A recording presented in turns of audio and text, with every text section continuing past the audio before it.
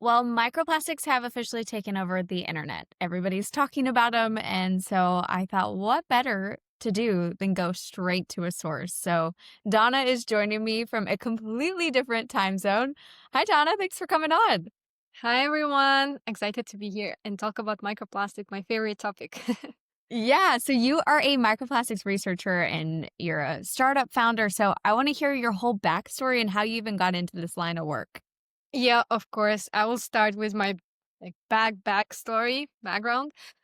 So I'm from Kazakhstan originally, and both of my parents they're from the Aral Sea. The Aral Sea is the region in Kazakhstan where huge environmental disasters took place in the 60s. So basically, the Aral Sea was once one of the largest lakes in the world. However, due to human activities, due to mismanagement and stuff like that, we unfortunately lost 90% of the lake, and we only have 10% of it left. If you Google literally the RLC before and after, you'll be shocked by the pictures you will see, how it was so big, and right now it's just a thin strand of water, and that's really devastating just by the fact of it. But of course, because it's an environmental disaster, it also affected the ecosystem, the very unique biodiversity that we had. We lost almost all of it. Yeah, of course, a huge economic decline because the people of that area, they heavily relied on this lake as a source of income and food for as fishing industry collapsed because of that. And of course, every environmental disaster equals human health crisis, unfortunately. And for me, since my relatives are from there, yeah, I had a lot of relatives lost to cancer.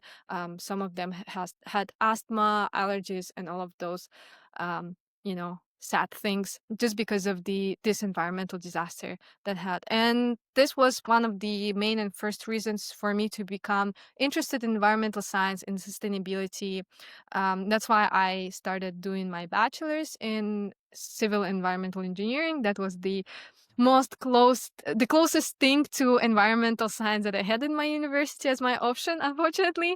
But that was also a great opportunity for me that I had a different perspective to environmental science as well.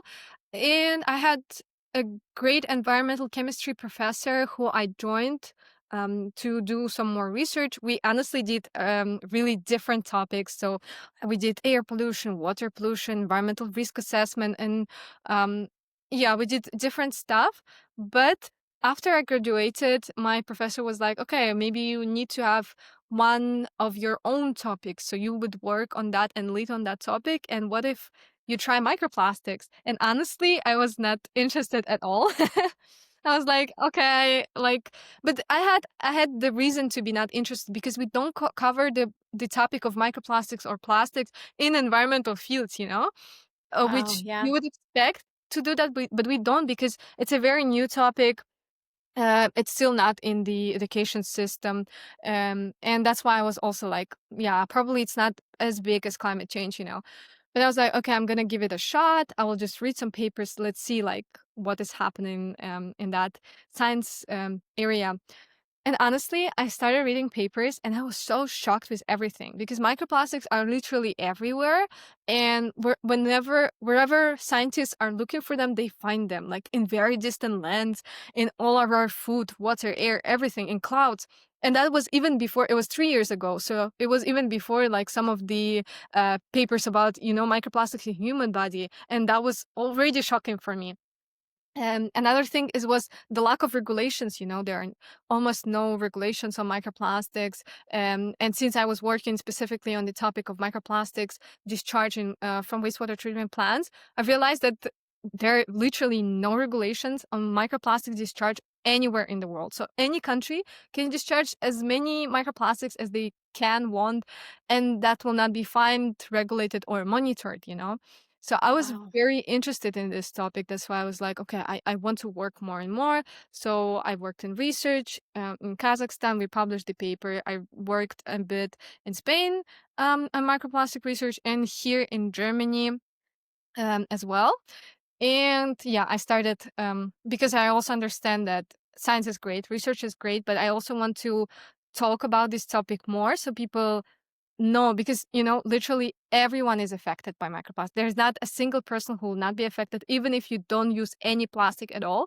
It's already in our air and water, so you will be exposed. And I was like, okay, I want people to know. I want everyone to, you know, talk about this.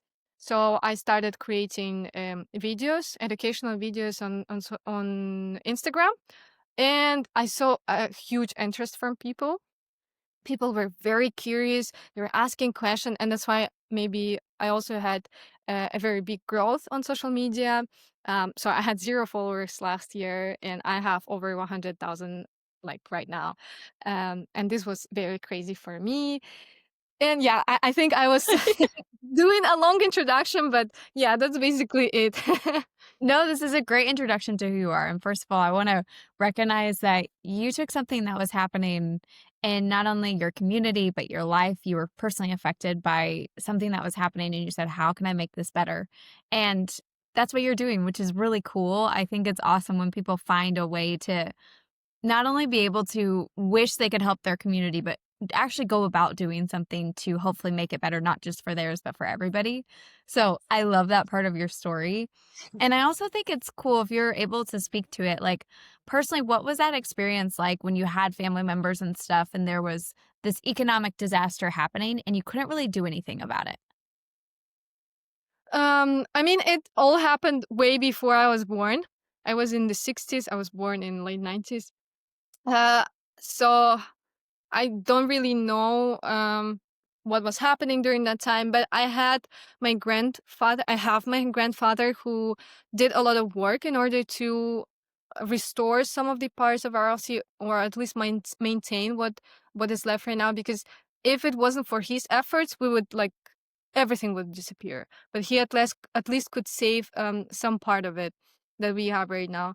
And apart from that, he told me a lot of stories how he went fishing, for example, with his father to that lake. Or I also heard stories about, like, for example, whenever I come there, there's no water around. Like, in order to see the RLC, which was our city was used to be on the shores of Oh, the lake. And right now, when you come there, you cannot see anything, and you literally need to go and drive for several hours just to see it. And wow. imagine, it was the city on the shores of the lake. Hmm. And yeah, and he also told me the stories how you can feel the breeze of the lake in the city, because it was a very salty lake. So you can feel the breeze. You can the children played there and all of this. And of course, it's very devastating and sad, understanding that you would never be able to experience this in your lifetime, because this has disappeared, and all because of humans, of because of us. And of course, it's sad. Of course, and yeah, understanding that you cannot really do something, it's pretty depressing. But I do have a big dream to one day to create a project or anything that it will be dealing with that area, of course. Wow, of course you do. I am not surprised at all based on how you already are. And it's probably a cool experience for you now doing what you are. And I bet it's something you wish. I'm not sure if your grandfather is still around, but I'm sure it's something you wish that you could share with him and just show all of the things that you're now doing to help in other ways. Yeah, I mean, he sees everything. He just doesn't understand English, so he doesn't really understand what I'm doing. But he's proud anyway. That's fair. Well, I love that there's this personal tie. I think that's so cool. But let's get into microplastics. So you've learned so much, and I cannot imagine all the things you've learned. I can tell just from your social media. So give us the very minimal basics to start, and then we'll kind of branch from there. Yeah, I would like to just give maybe a definition to microplastics. So microplastics are just small, tiny particles of plastic, less than 5 millimeters they should be in order to consider microplastics. And we usually divide them into two types: primary microplastics and secondary microplastics. So secondary microplastics are those that broke down from larger plastic objects, so like microplastics from plastic bags uh, or from plastic bottles. And for the primary microplastics are those microplastics that were intentionally manufactured to be very small, you know. So um, it could be a bit confusing because why would anyone produce microplastics, right? But microplastics are used actually for industrial abrasives, for paints, even in some personal care products, as sometimes as fillers or sometimes to give a um, a cream, for example, to give a certain texture or feel to a certain product. For example, if the cream is too watery, you add microplastics and it becomes thicker. Um, And so why did those products, like microplastics, why did they even originally get created? Why did they start getting added into products? What was the purpose behind them? I think one side from it is very cheap to produce them. It's like a very, very cheap material, and it's considered to be more or less stable. So they added to personal care products, but some microplastics were already banned in the US, Korea, in some it to some extent in the European Union as well, in Canada, but not all of them. Not all of the types of microplastics are banned right now. Wow. Okay. So there's different types, and obviously there's a workaround. So it's like, okay, well, these are banned. So it looks like we've banned microplastics, but they're technically not all banned. Yeah, that's true. And in general, there are so plastic can be a very big shapeshifter. So they have a lot of different types. So maybe you've heard of the normal seven ones like polyethylene, polyethylene terephthalate, poly. What else exists? Polystyrene and all of this mainstream plastics. But honestly, there are like 100 types of plastic that exist. And currently, from one European so there was a letter in order to ban more and more microplastics. I don't remember which organization did the letter, but they recognized over uh, 500 ingredients in personal care products as microplastics. Yeah, so there could be more than 500 ingredients that are microplastics actually. I would love to know the list of things. What all are microplastics actually in? So I know that you mentioned some of these food things and you mentioned clouds, which is something that someone, a normal person like me, can't really do anything about. But so what is that list that we're looking at here of things that do have microplastics? So for the things that do have microplastics in them, I think almost everything has at this point, probably, unfortunately. Um, yeah, but if we talk about the materials itself, like what you can avoid in order to produce microplastics, and you probably don't know that this is made of plastic. Paper cups, for example, the name is paper cup, but it's actually lined with plastic inside. There are also chewing gum. This is one of the shocking ones. Chewing gum, the base of the chewing gum is polyvinyl acetate, if I remember correctly, and it's a plastic. So chewing gum right now, it's like literally flavored plastic. Yeah. You're Yeah. kidding me. You're telling me all these years I've been chewing on gum and it was really me chewing on plastic. Probably, yeah. Most of the commercial ones are like that. There are some brands that create, like plastic-free, chewing gum that you can look for. Not a lot I of guess them. I'm shocked that we even have to create plastic-free things. Yeah, that's true. I mean, originally, chewing gum didn't have any plastic in the beginning. It's just, they swipe out. Like, for example, with the clothing, it's the same thing because, we've been wearing clothing for thousands of years, literally, and plastic started to exist only less than a century ago, like around 80 years ago. But right now, almost all of our clothes are made of plastic, out of synthetics like polyester, um, acrylics, nylon, and stuff like that. So this is really, yeah, I know this is like so strange, so weird. But plastic has, I don't know, with such a growth, it became a part of almost everything. And, when you think about like, it's not possible to live without plastic, but we did live without plastic, right? Like Mhm. literally a century ago, less than a So century ago.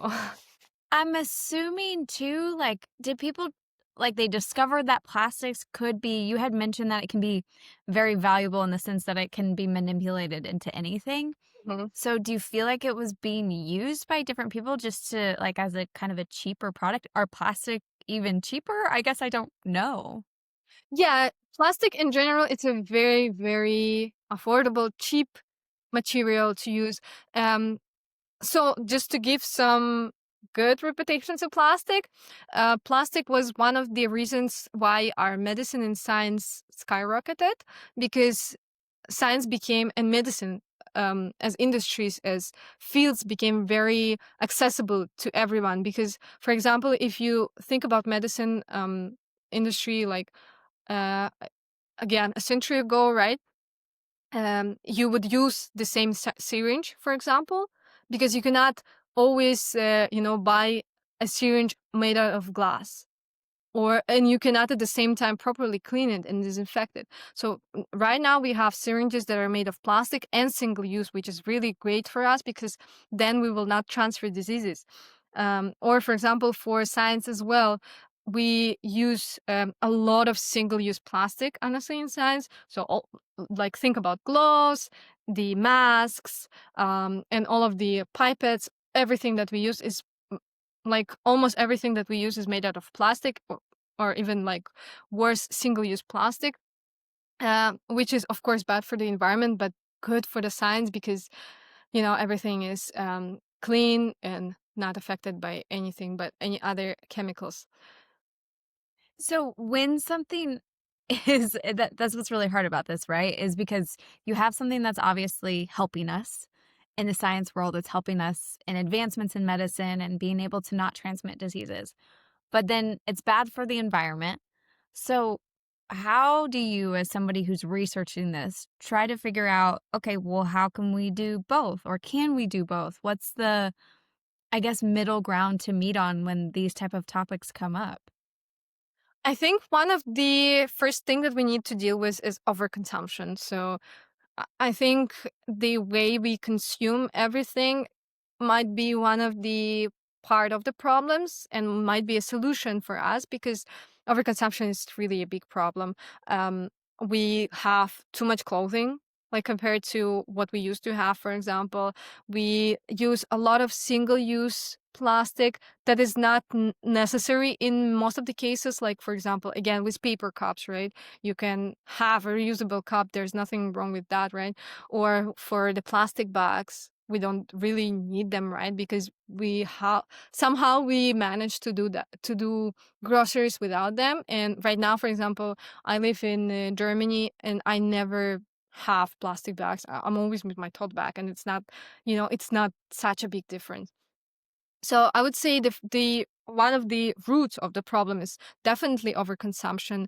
Um, from other sides, is also an overproduction of things, because that also contributes to the problem. But I would say this thing is what matters, because in terms of, like, for example, as we said again, like medicine and science, it would be difficult for us to say, okay, don't do science or don't heal people now because we hate plastics, right? But I think it's also a point that we need to consider in science. For example, I see some people, some researchers being concerned about that, and even doing more research on how we can, greenify our labs, make them more sustainable, make them to have less plastic. Of course, in those fields where you need, like, you cannot swap for anything, then of course keep your plastics. But if it's not that necessary, I think it's doable for us to reduce. So maybe not, you know, um, make them disappear completely for our lives, but reducing is a very great step towards sustainability. So, and you also mentioned, like, you talked about using things, especially in your household when you're talking about paper cups. What are the swaps that we should be making? Because obviously everything does consume microplastics now, but what are the things that you approve of as somebody who's done research on all of this? You've seen all the different things happen. What are things that you would personally have in your home? You're like, I'm okay with having this. Do you see a lot of people online and they're making swaps? Like they're swapping to glassware and they're, making sure they're using stainless steel or just the different, especially kitchen items, Mhm. skincare items. Like, So much of this conversation revolves around the fact, okay, yes, we should do that, but what do we switch to and what do we use?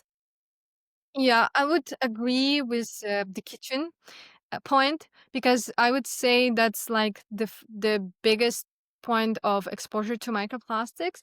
And I would definitely tell people, like, if you want to start to have less microplastic, that's like the first starting point is kitchen, because that's where we basically expose ourselves to microplastics the most. Especially because we usually eat hot food and hot drinks. So I would strongly suggest to try and swap out all the plastics that has to deal with heat, right? So for example, if it's a plastic container that you put in your microwave, or if it's any other plastic cutlery, I would strongly suggest and try to reduce that, or swap it out completely to either glass, to either steel, or any other metal, or either wood. Also, a good suggestion, because when it comes to plastic plus heat, it's always a generation of literally a lot of microplastics, thousands or even millions. So this is very important for when I talk about microplastic and advice around them, is for people to remember that heat plus plastic is always equals to a lot of microplastics. Okay, and that's what I was gonna ask you because you mentioned that. So, when plastic is in cold, does it have a different reaction, or is it really just we need to be really careful about heat and plastic in general? Um, yeah, I would say when it's at room temperature, it would be more stable. Cannot say that it will not break down to microplastic. It still can, especially if there's some, physical, um, traction or anything. It would still be able to produce microplastic, to release microplastics. But with heat, it just increases hundred or thousands fold. That's why, yeah, that's why a lot of researchers say, like, don't heat anything in plastic. That's very important. And so, okay, so you also mentioned that it's in clouds and it's in water. How the heck are we supposed to not be consuming the things that are around us in our environment? Like, how can we balance out that microplastic consumption? Uh, as I said, everyone will be exposed to microplastics, but it all depends on the concentration, of course. If you swap out the things like from plastic to glass and all the other non-plastic materials, you will be exposed to less microplastics. Not to zero microplastics, of course, that's not possible, unfortunately, at this time, but you will be reducing, and probably reducing significantly, because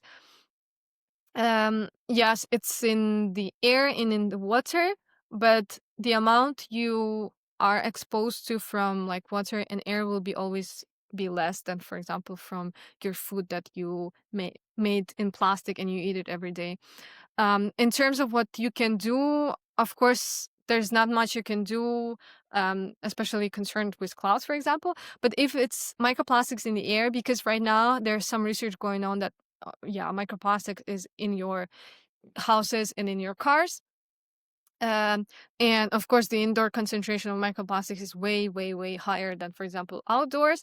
So one of the things you can do is, of course, one of the advice I would give is to open your windows regularly so your microplastics will be out in the wild, and vacuum your house more or less often. Yeah, and that way you can, yeah, reduce microplastics. Do you think air purifiers help at all with any of microplastics, or is that kind of a myth? I never encountered any research about that. So either it was research, so there are no proofs, or I just didn't see that. Yeah. So Okay. That's interesting though, because it's for sure, that you see all the air purifiers being bought, and that's like a thing where they're like, okay, it's going to purify your air. I'm like, okay, purify it from microplastics, then that would be awesome. yeah, but it also depends, because if an air purifier is made out of plastic and usually it's, hot, it's getting hot, right? The Hmm. purifier. So it can introduce some microplastics into the air in exchange of, removing other chemicals. So that depends. Wow.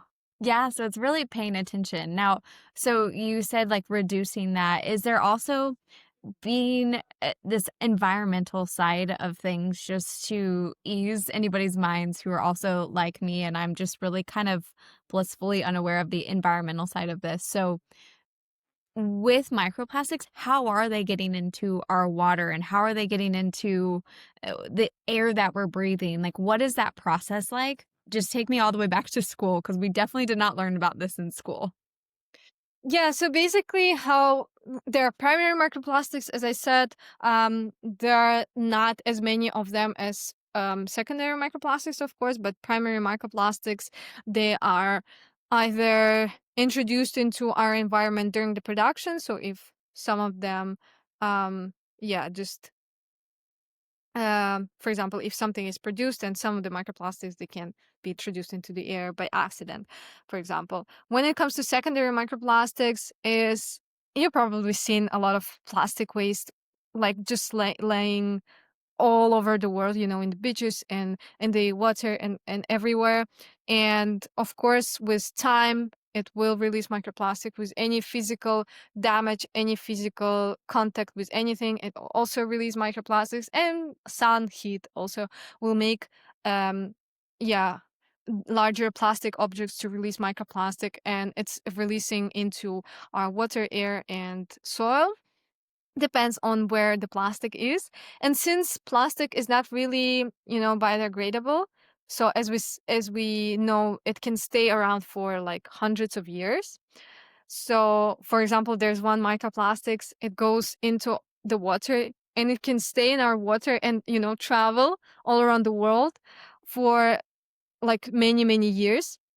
So it will add up. You create a new plastic object, it will release more microplastic, and it will stay in the system. And some of the points of discharge for microplastics is, of course, as I said, wastewater treatment plants, they do discharge microplastics into our water bodies without any regulations, as I said, without any monitoring. Another thing is tires. Tires is considered a huge contributor to microplastics. So, like tires in the cars, in our cars, yeah. And there's a lot of physical friction, between the road and tires, and they all get in either air or with water. It goes into the system, and then this water goes into our water. And even when, because wastewater treatment plants, they do filter some amount of microplastics. Um, it can be even a huge percentage, like 90, 95, 99% of microplastics are filtered from the water, but then it all goes into the sludge. And in some countries, they use this sludge. I know in some states of the US, they also do that. They use this sludge as fertilizer. So, this sludge is a concentrated with microplastics. So all the microplastics that were caught during the filtration process is in the sludge, and this sludge goes as a fertilizers into our soils that we grow our crops or anything or fruits or veggies with that fertilizer. And that's how basically, for example, the microplastics are introduced into our vegetables or any other crops or anything like that. Oh my gosh. Okay, so basically it's just one giant evolving monster that keeps evolving as we keep doing things. Yeah, that's true. Wow. Okay, so environmentally, so like we see the things that we can do as humans. Oh, like less consumption, trying to change the things that we're using and being really intentional about the products that we're using.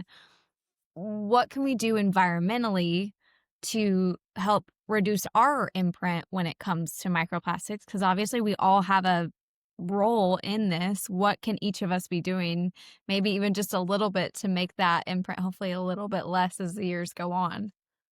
Yeah, so the first thing is, of course, reduce your consumption. Anything. It could be even not plastic, but plastic is also very important. Reduce your single-use waste as much as is possible. It really makes a difference, and it's really what we need right now. Even if you feel like, oh, I'm an individual, I really hope that we stop this talk with I'm just an individual. We really need to stop that because your actions, they do really matter. Um, and yeah, the first thing is to reduce your consumption. The second thing is I always say take action.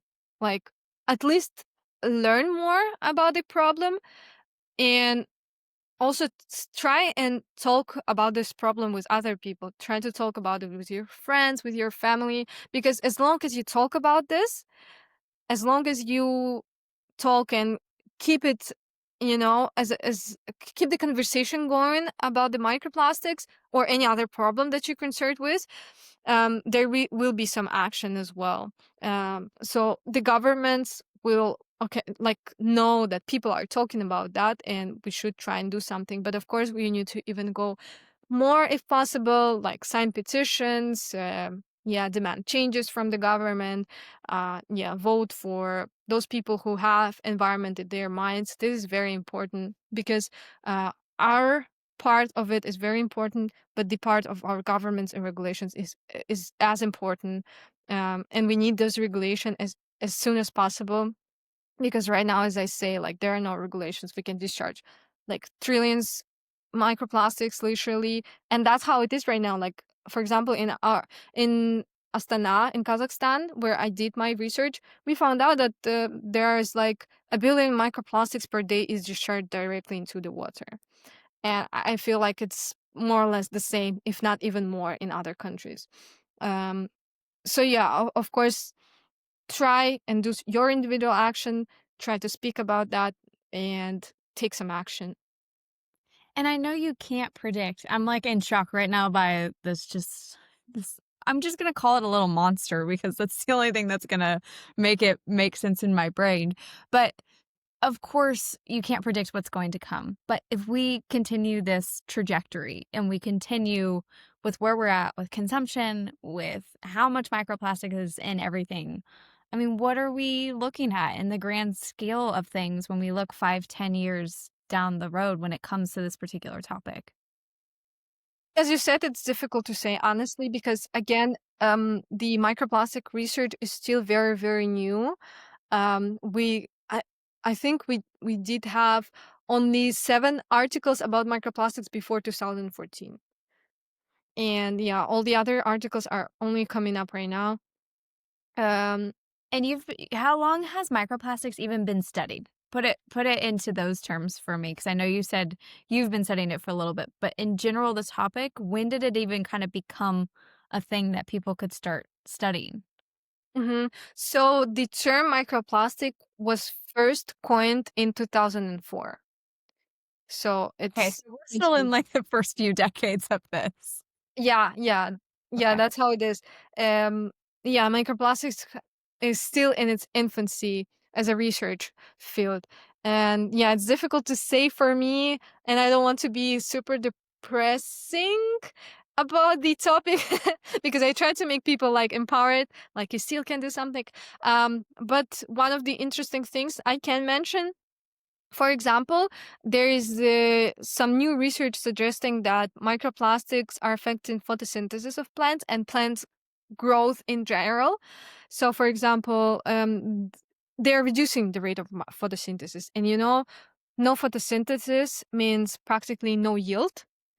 And right now, the reduction of photosynthesis caused just by microplastics, not even including the climate change or any other factors, but just microplastics, is around 7 to 13%, if I remember correctly. And yeah, I mean, I'm just, like, shocked over here because we need photosynthesis to breathe. We, like, that's and important. yeah, that's true. And unfortunately, microplastic is not only about like some fish that is dying in the ocean, which is also very tragic, but it's also about like our very food and air.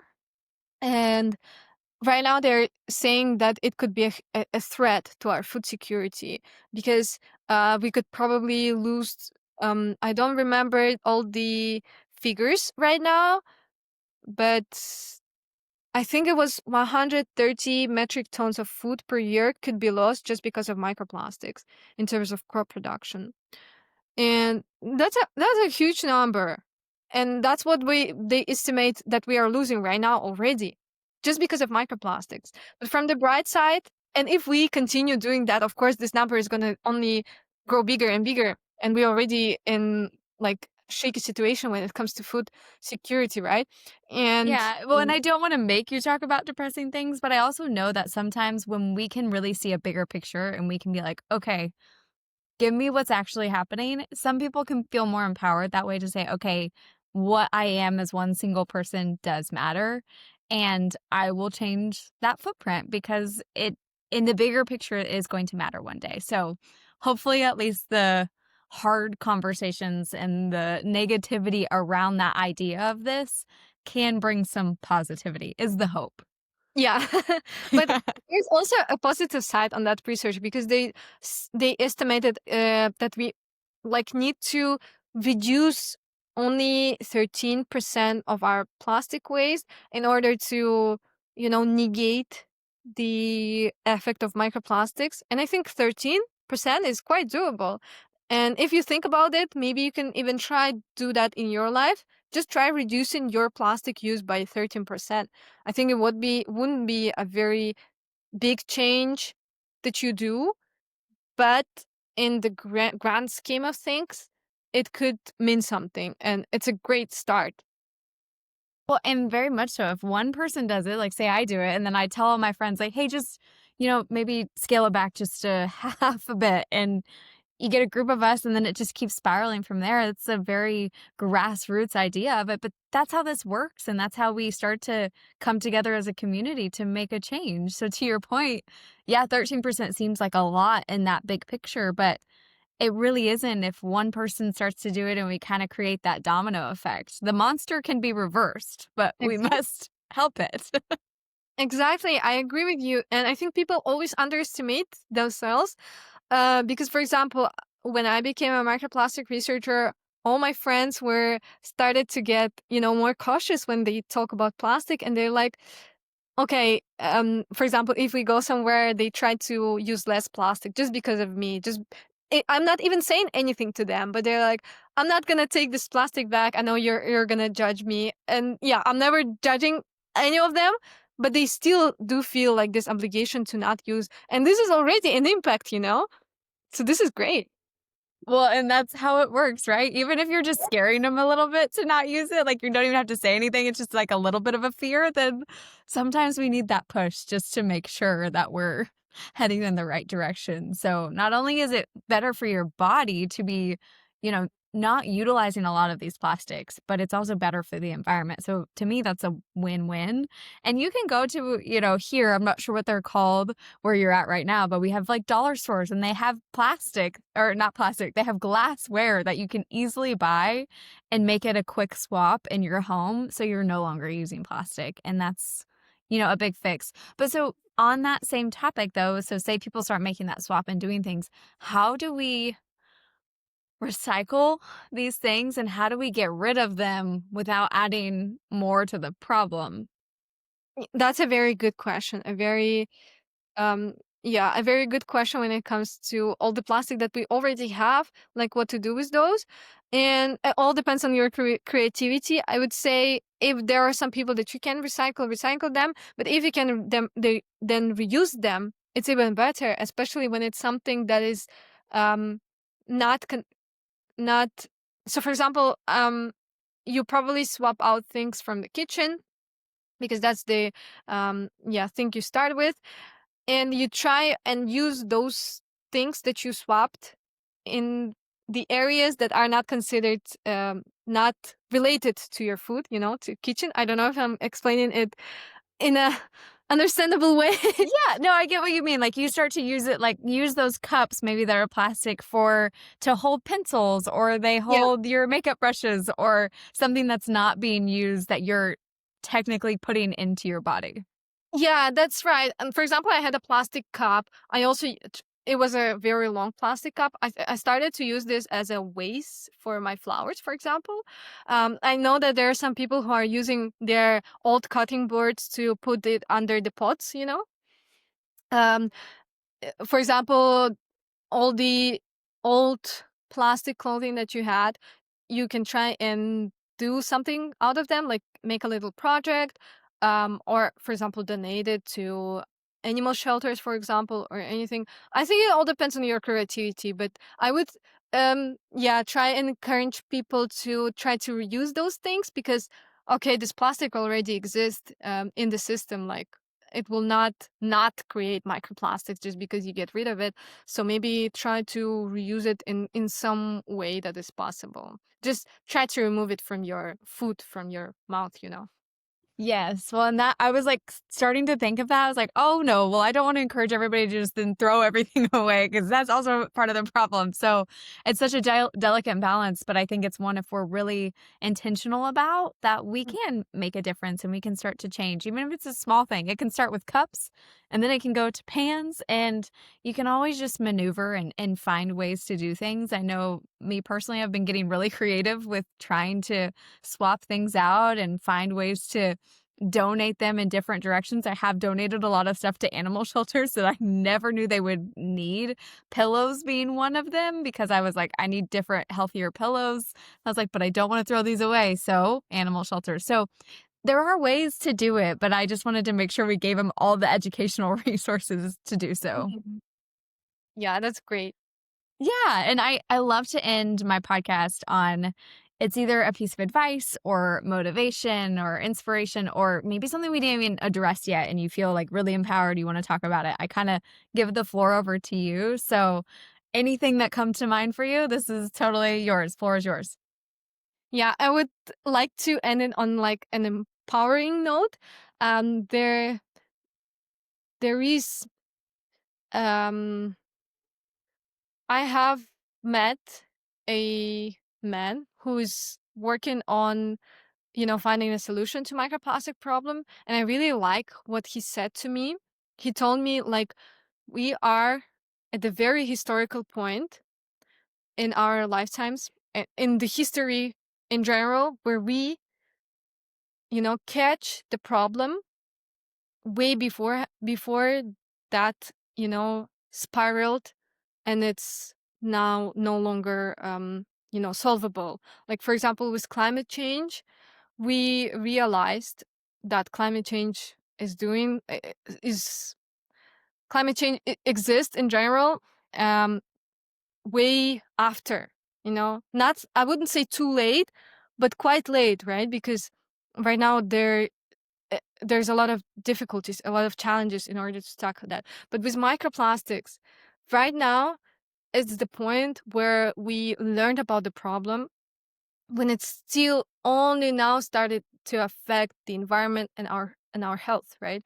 So we do, and at the same time, we have all the technology and all the people that are working in science. So many people are now joining the science. So we do have all the capabilities, all the opportunities right now to solve this problem. So if you think, I know it's very depressing, the field is very depressing. The environmental science itself is just a science of studying problems, which is quite, yeah, I know it's very sad and can be very anxious about that.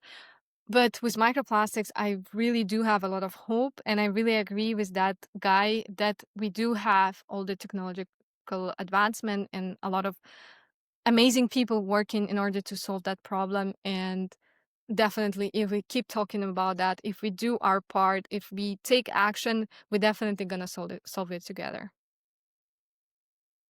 I love that you said that, and I love that's how we're ending it because it is, and that's why I even found you on social media to begin with. Was not only were you educating people on the topic, but you were trying to educate in a way that will help us, not just make us scared and say, okay, well, don't do this. It's like, well, don't do this, but this is why you shouldn't, and this is why it can help us. So. I love what you're doing. I love your social media content. So, do you want to shout that out really quick so people can go follow you? Yeah, follow me on Instagram and on TikTok. My handle is Dankaje. I think it would be difficult for you to I'll maybe. put it in the show notes too, so they can find it that way. And maybe a quick shout out to my app. So we created an app, Microplastic Free. It's an app where there are a lot of educational lessons that I wrote myself with the help of other microplastic researcher about what are microplastics, the environmental impact, the human health impact of microplastics. And there's also a scanner with which you can take pictures of food packaging, of clothing tags, of personal care ingredients, and get an instant microplastic risk score. Is it high or is it low? There's also a new feature that we added petition section. So you can literally sign on the petitions about microplastics in the app itself. We did that in collaborations with several organizations. We will have even more petitions there soon. And another new feature that we are adding, I hope maybe in this December, but maybe in the next year, a trusted brands section where you can see all the companies, all the brands that do produce plastic-free products. This idea actually came from our own users because they were taking pictures. They see, okay, this is plastic, but what can I do? What should I buy instead? And we're like, okay, that's a great idea. Maybe we can add brands or companies for them so they know where to shop instead. So yeah, please download that. It will be of great help for me and for our planet as well. Yeah, I love that. I'm so glad you shouted that out because it's so cool, one, what you're doing, but also that you guys created an app to, again, help more people. And like we mentioned, the swap part is what's hard. It's hard to find things and know what you're doing is right. So to have an app that's right at your fingertips to say, hey, is this good for me or not? Or is this good for the environment? And then another option for something that can be. So shout that out one more time. I will still link it in the notes so nobody has to write it down or anything. So it's microplastic free scanner, or you can just write microplastic free. That's perfect. Well, it's so cool what you're doing, and I hope it just continues to I hope we continue to do better. I hope your job continues to hopefully get easier, would be the hope I would hope out of out of doing that research, that maybe one day you can, search for a new subject because we did all the right things and we got rid of it. But all that to say, thank you for the work that you're doing and thanks for the information and sharing on social media because it's how I found you, and I'm really glad that I did to share with my listeners. Yeah, thank you so much for reaching out. I really like talking about microplastics. I love that. I love when somebody gets to geek out on things they love too, because when there's so much information around it, we see the internet and there's so much that we see, but you see influencers all the time talking about microplastics. And I'm like, okay, but how do you know that? And who are you? So I saw you and I was like, well, she's actually doing the research. So I'm going to talk to her about this. Yeah. Well, thank you again, and, I will make sure to link everything in the show notes for everybody so you guys can follow her and get that app so we can all do a little bit better by ourselves and for the earth. Thank you.